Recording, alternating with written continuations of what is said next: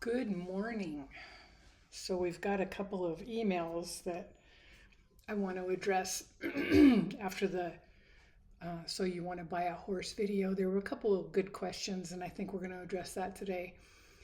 And excuse my dirty shirt. I've been out since about 6 this morning cleaning pens and working outside. So if you're looking to buy a horse, this is what your clothes are going to look like most of the time. So excuse the dirty clothes, but so we're going to get into that today. The four S's of buying a horse, and I think it'll be pretty interesting because a couple people brought up good points about. I didn't mention anything about the horse being safe or sane or anything like that. So thanks for the emails. I appreciate them, and I appreciate the ideas for new videos. I really do appreciate that because sometimes I just sit here and think, what am I going to talk about? Because I don't know what people want. That helps me a lot to know what people want to learn. Because when I'm giving lessons, that's easy because I know they're there to learn how to ride. So, but this kind of stuff, this video stuff, I'm just sharing random information. So I really appreciate the suggestions. I really do. So let's get started.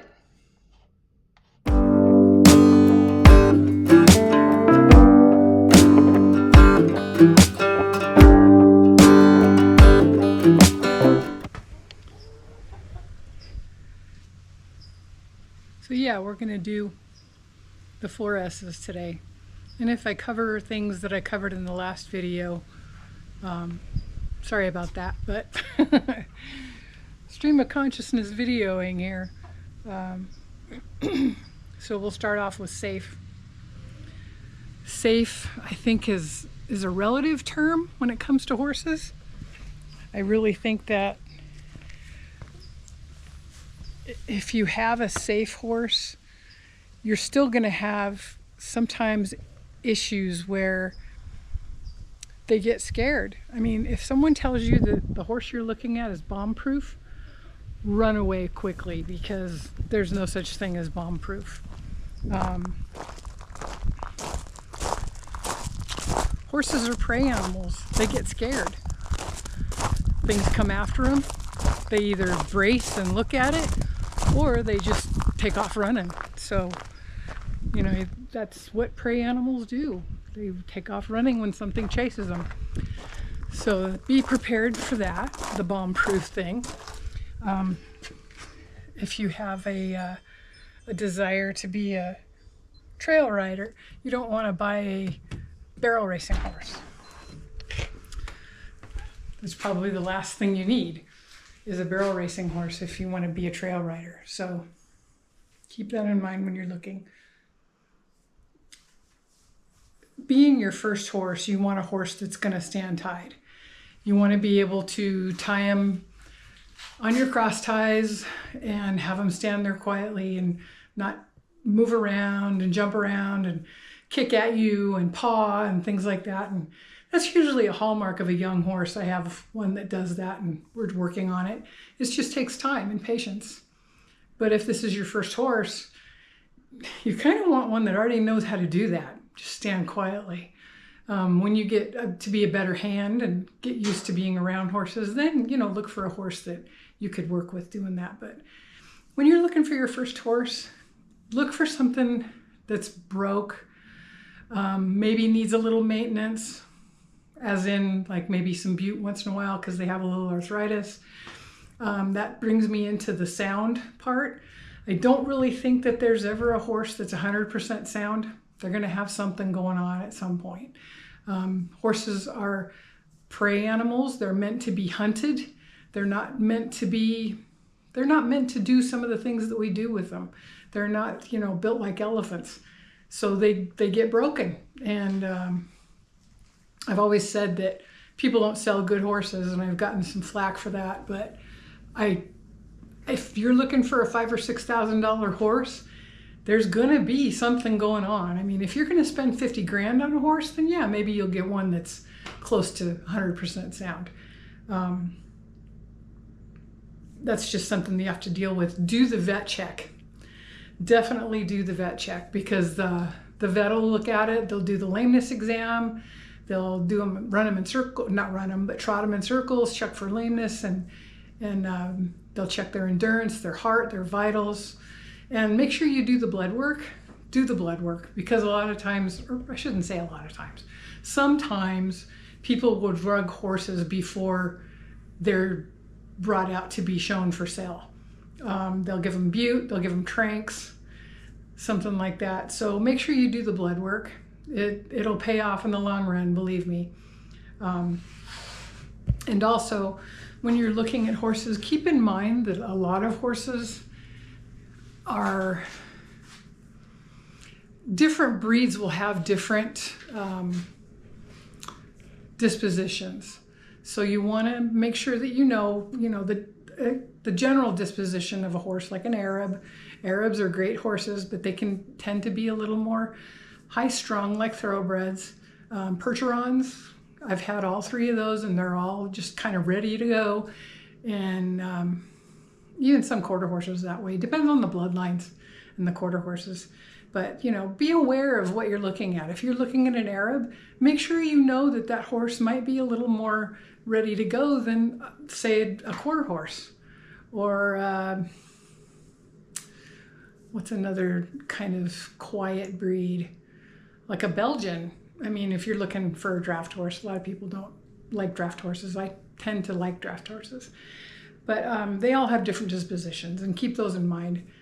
We'll do a video on different dispositions on horses in a later date. But yeah, safe, sane, sound. If someone tells you the horse is bomb-proof, run away fast. A while ago, if you're looking for a trail horse, don't buy a barrel horse. If you're looking for a barrel horse, don't buy a trail horse. It's just pretty much common sense. I mean, you could go look at this horse and it's the most beautiful thing you've ever seen in your life. But if it's not suitable for what you want to do, then you just wasted your money. And you can't ride pretty. So just keep that in mind. So yeah, if I'm looking for a driving horse, I'm going to be looking for different things than if I'm looking for a riding horse.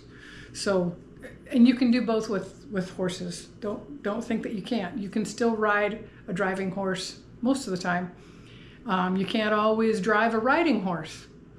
If they haven't been taught to drive and they've just been taught to ride, I break mine to do both when I break them, just in case I want to do both.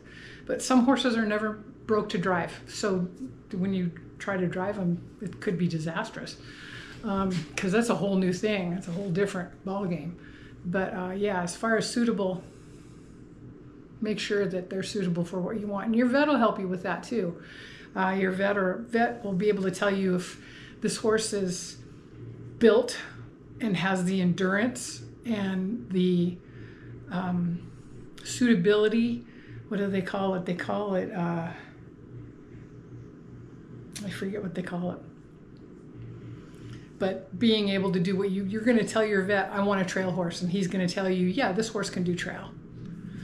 So just keep that in mind. Your vet is a really good resource. I know a lot of people don't want to pay for a vet bill, or for a vet check, but I mean, plan on spending a couple grand on a vet check. That's just a thought. Keep that in mind. Keep that in the back of your head, because if you get that horse home and he's broken, it's on you. Unless you're just going to turn that horse around and sell it to somebody else, which I think is really bad taste. I think people that do that just will sell a lame horse or a sick horse instead of putting it down, I think that's terrible. I think you should have the courage to euthanize the horse if it needs to be euthanized. Don't just pass it off onto someone else. But make sure you get somebody that knows horses to help you look for your horse. If you have a neighbor that has horses, or and they have a background in horsemanship, ask them to help you look for a horse. I'm sure they'd be happy to do that.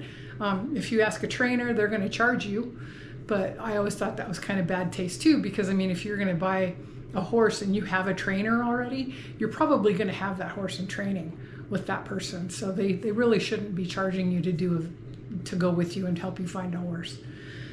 So yeah, get a trainer or a neighbor that knows horses, or that kind of thing.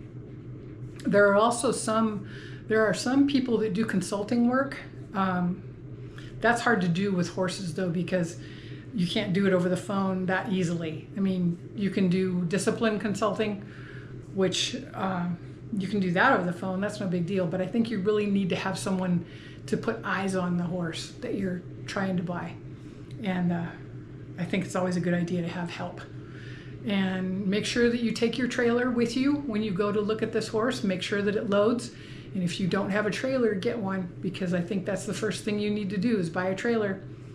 You never know when you're going to have to take this horse to the vet, or you never know when you're going to need to evacuate this horse.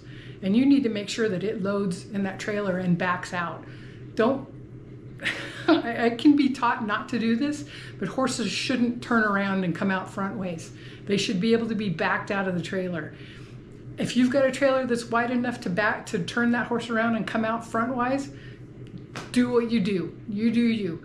But I always feel like they need to know how to back out of that trailer, because what if someone else needs to haul this horse that doesn't have that big of a trailer and your horse can't turn around in it? You're going to need to back him out. And if he doesn't know how to do that, you're going to be stuck in that trailer for a while getting that horse out. So make sure you take your trailer with you when you go to look at the horse. Let's see. Always buy, when you're looking at your horse, I don't think you should buy your saddle ahead of time. Buy your saddle after you buy your horse. And we'll do a video on tack as well. So we can talk about that more then. But always, don't go buy your saddle and then go buy your horse. Horses don't stop growing until they're about 6. Just keep that in mind. A lot of people will start a horse at 2, and I think that's way too young. I've seen horses started at 2, and I've seen them broke down by the time they're 4. So make sure you get a horse that wasn't started too early. I think you'll not regret that in the long run, because they'll last longer. Like I said, their spines don't stop. Their spine is the last thing to stop growing on a horse, and that stops at 6.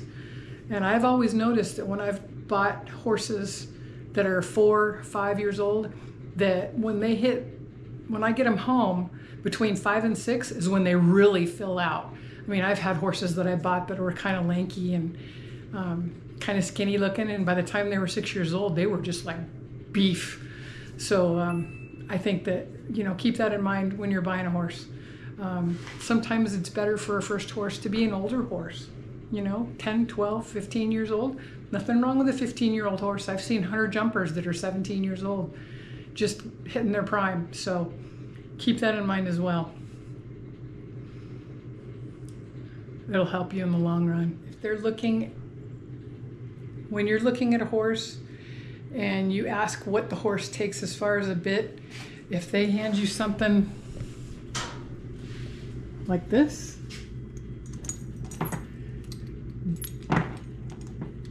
like that is what's called a correction bit. And I think if you're looking for your first horse, that's probably not something that you want to start learning on. That's a very advanced bit. And that horse is obviously not finished if it's in a correction. So make sure that you look at the tack the horse is using. Make sure it loads. Ask about his feet, her feet. If he's in shoes all around, ask why. Ask why they're in shoes. And if they have, make sure if they have wedges or bar shoes. If they have bar shoes, they've probably maybe been foundered at some point. Have your vet look at its feet real close. I know a vet's not a farrier, but if you can, bring a farrier with you. Have them look at the feet. Take pictures of the feet, send them to your farrier. And you should have a farrier and a vet already picked out before you go to buy a horse. It's just something I always tell everybody. Make sure you have all those professionals behind you before you go buy this horse. Because I don't care if you're buying a $5,000 horse, which is probably more likely going to have something wrong with it than a $50,000 horse. So, I mean, if you're buying a $50,000 horse, you're for sure going to want to spend a couple grand on a vet check. I used to have a thought in my head that if a horse was under 5,000 that I wouldn't bother to have it vetted. But I've kind of changed my mind on that, especially the last 5 or 6 years, because people have gotten very dishonest about selling horses. And I don't know whether that comes from a lack of knowledge, ignorance, or if it's just there's so many horses out there that people are just wanting to get rid of them and they're willing to tell you whatever to make you buy this horse. That's why I don't recommend a rescue horse for your first horse, unless you're looking for a pasture pet, like I said in the other video. If you're looking for a pasture pet, then heck yeah, go to a rescue. Get one of those guys. But first horse, if you're wanting to ride, if you're a young child and you're wanting to learn, get something that you're going to be able to ride for a while. And don't be afraid to spend the money. If you've got the money to buy a horse, you've got the money to get all the other things that you need, the tack, the trailer, everything else. Make sure that you're just not, buying a horse because you want a horse. Make sure you can afford to keep this horse. Yeah, so there you go. When you're out horse shopping, keep the 4 S's in mind: safe, suitable, sound, and sane. Even if one of those is missing, the horse isn't the right match. No matter how pretty or cheap or tempting it may be, the right horse should fit your needs, your experience, and your dreams. Thanks for watching. Thanks for riding along. And I'll see you next time on About That Horse You Rode In On. Make sure you like and subscribe, please. And send me suggestions on what you'd like to see next time. Okay, see ya.